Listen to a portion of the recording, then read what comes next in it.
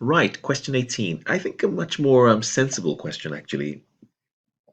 The classic thing you should be asked is that you have a sales edge control account, um, debit as we expect, and then we have a couple of issues. And so, first of all, they tell you that you have a contra um, against your normal account, and so let's deal with that contra. It says no entry has been made for this contra, so you should be able to deal with that. So you're sort of, again, like I said, the contra is very much about crediting the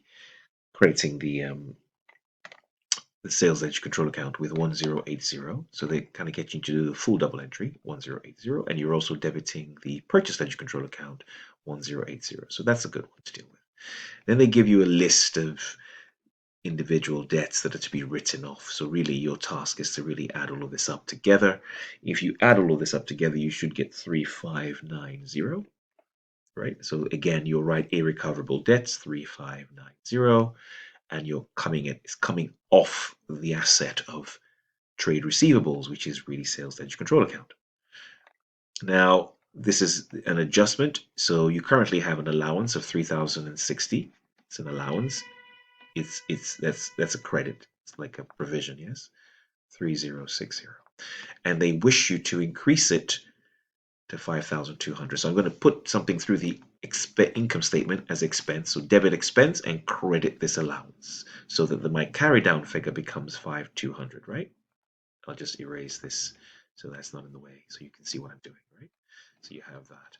You have a brought down figure. Your brought down figure should be 5,200. That should be your new allowance. So the question is, what is the difference between 5,200, 5,200 take away 3060? And that's 2140.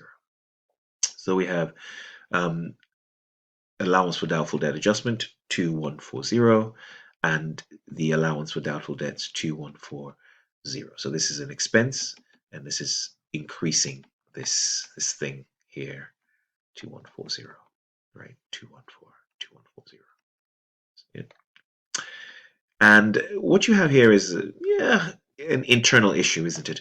It says here that cash was received from AUT, so we would have credited AUT with 200. That was what we were meant to do, but we credited AUE with 200. So as far as the double entry is concerned, there's no overall effect. We just have to, I should have put it to AUT, but I put it to AUE. So really what I need to do is take it out of AUE and put it in AUT, right? And there you are. So in effect, I'm just moving it out of one. So taking it out of here into here. So in effect, there is no effect overall, but there is a movement within those individual accounts in the sales ledger, right? Right, great. And then the question just finally asks us, okay, so what are we going to do with what we know? So you start off with 386, right? So you can do a little table, I suppose. I think the best thing to do is tier double entry. It's good to practice that sales edge control account. So you have your 384,600. Yes, 384,600, and I'll just change my pen color, and then you deal with the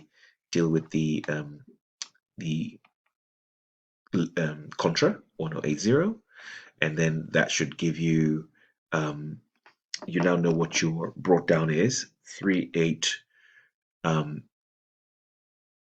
sorry, then of course forgive me, then you get rid of the bad debts 3590, and then we now know what our forward figure is, and let's bring that down.